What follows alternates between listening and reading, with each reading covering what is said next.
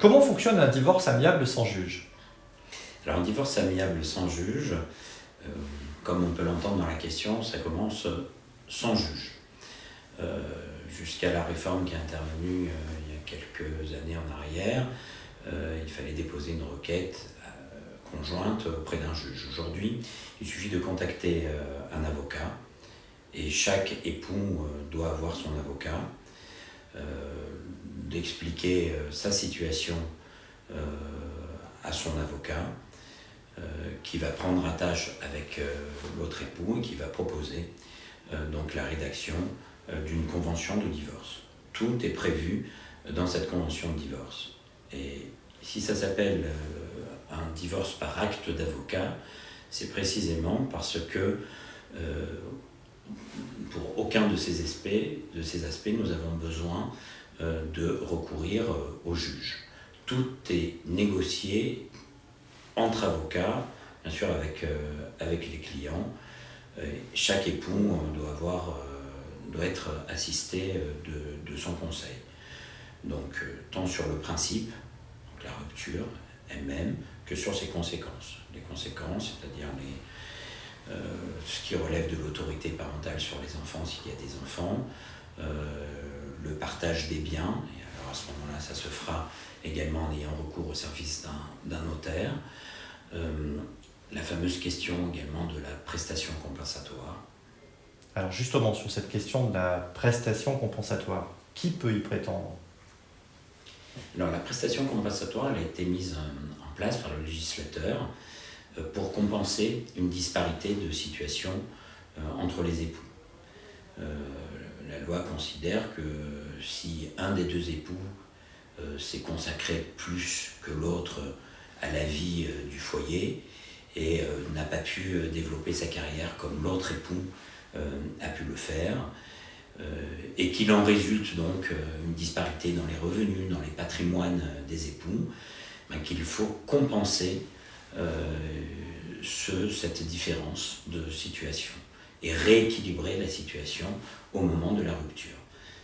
Et donc ça prend la forme du versement en principe d'un capital, mais ça peut être également, on peut le prévoir dans la convention, une somme qui sera versée de façon échelonnée. Mais le principe, c'est le versement d'un capital qui va venir donc compenser cette disparité de situation. En fait, ce que vous nous dites là, c'est que toute la partie patrimoine des époux est intégrée dans le calcul de cette prestation compensatoire. Alors, il ne faut pas confondre la liquidation de la communauté avec la détermination de la prestation compensatoire. Mais le juge tient compte d'un certain nombre de paramètres. Alors quand je vous dis le juge, c'est également donc les avocats dans le cadre de la négociation qui va amener à la rédaction de cette fameuse convention. Donc on tient compte d'un certain nombre de paramètres qui sont les revenus, l'état de santé des époux, mais également les droits à retraite, le temps qu'on a consacré ou qu'on n'a pas consacré justement à son activité, au développement de son activité professionnelle pendant le mariage parce qu'on en a été empêché, mais également, et c'est votre question, le patrimoine, les patrimoines respectifs des époux, parce qu'ils peuvent être mariés sous le régime de la séparation de biens, et donc chacun a son patrimoine, et évidemment celui qui a pu travailler a pu également épargner, et donc se constituer un patrimoine propre pendant que l'épouse, le plus souvent, s'est davantage consacrée à la vie du couple ou à la vie de la famille. Et est-ce qu'il existe justement alors des barèmes? Il est important justement de considérer que dans la loi, il n'y a pas de barème. Parce que le législateur, au départ, lorsqu'il n'y avait pas encore ce fameux divorce par acte d'avocat, a donné pouvoir au juge, donc aujourd'hui aux avocats avec leurs clients, de définir cette prestation compensatoire en fonction des différents critères. Et donc, il ne s'agissait certainement pas d'enfermer, que ce soit le juge ou aujourd'hui les parties avec leurs avocats, dans un système de calcul. Parce que, effectivement, les critères à prendre en compte, les paramètres sont tellement différents d'un dossier à un autre qu'on a voulu justement laisser la possibilité d'apprécier les situations. Donc vous allez trouver effectivement des barèmes de calcul qui sont proposés dans différents sites internet, des barèmes qui sont proposés par les praticiens du droit, mais personne ne pourra dire que tel barème s'impose et s'imposera systématiquement. Alors vous, dans votre pratique, quelle formule utilisez-vous ? Alors dans ma pratique, je ne vais pas me cantonner à l'application d'une méthode de calcul.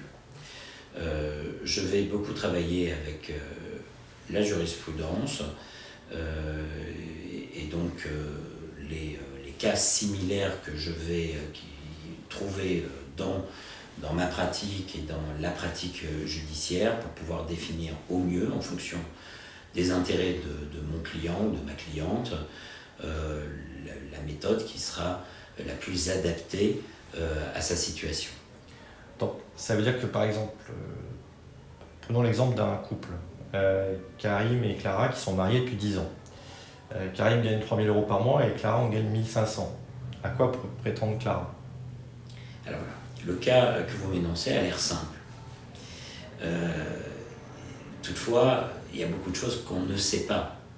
Et donc je commencerai à poser des questions, parce que Clara, on ne connaît pas son état de santé, on ne connaît pas non plus l'état de santé de l'époux, on ne sait pas si elle a dû interrompre son activité professionnelle ou si elle a la capacité de travailler. Mais encore une fois, je pense qu'il est absolument, que ça serait une erreur de présenter une méthode de calcul et d'indiquer aux justiciables que, en fonction des données que vous me proposez ici, votre prestation compensatoire sera tant.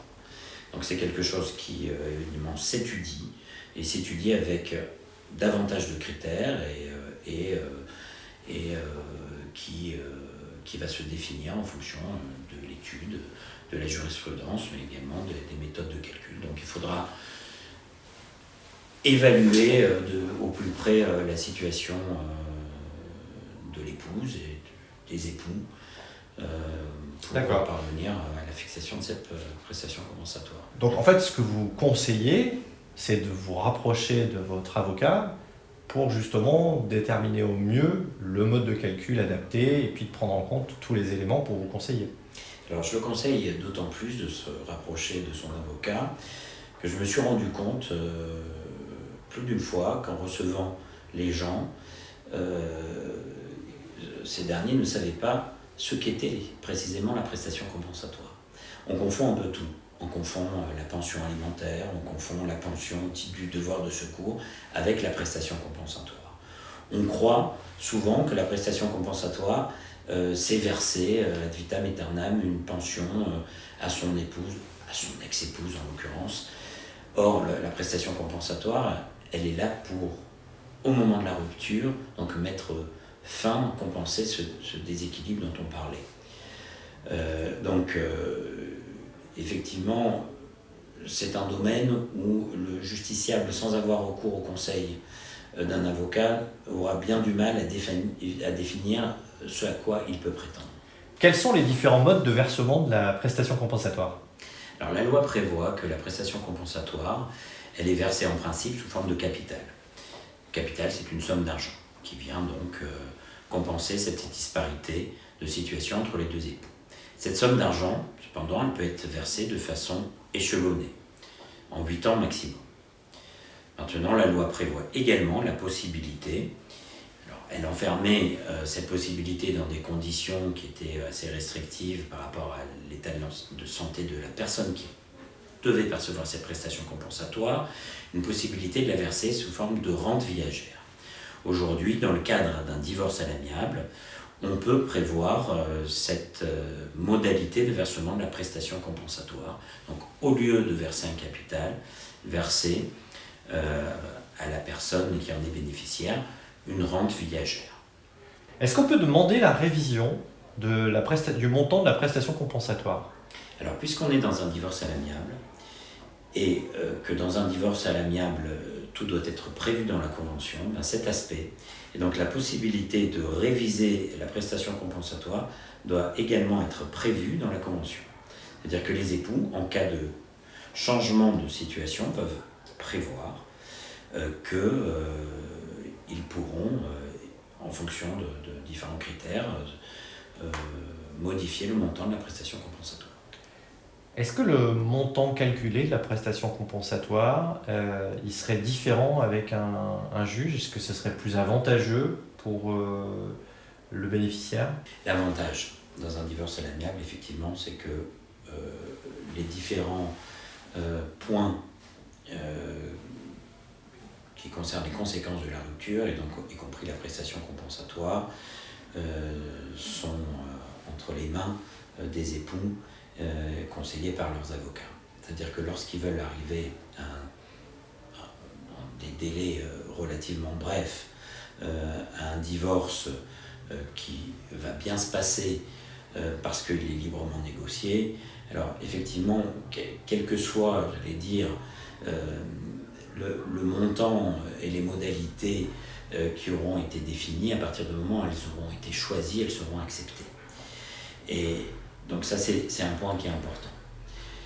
Maintenant, vous me dites, est-ce que, dans le cas que vous m'avez présenté, est-ce qu'elle pourrait prétendre obtenir plus d'un juge? Non, pas forcément. Pas forcément. Au choix, évidemment, il vaut mieux avoir recours à un divorce par acte d'avocat, par consentement mutuel, parce que ce qu'elle pourrait obtenir d'un juge, parce qu'il n'est pas certain qu'elle obtienne plus d'un juge, pas certain du tout, et le recours au juge n'aurait qu'un seul intérêt, c'est en cas de blocage.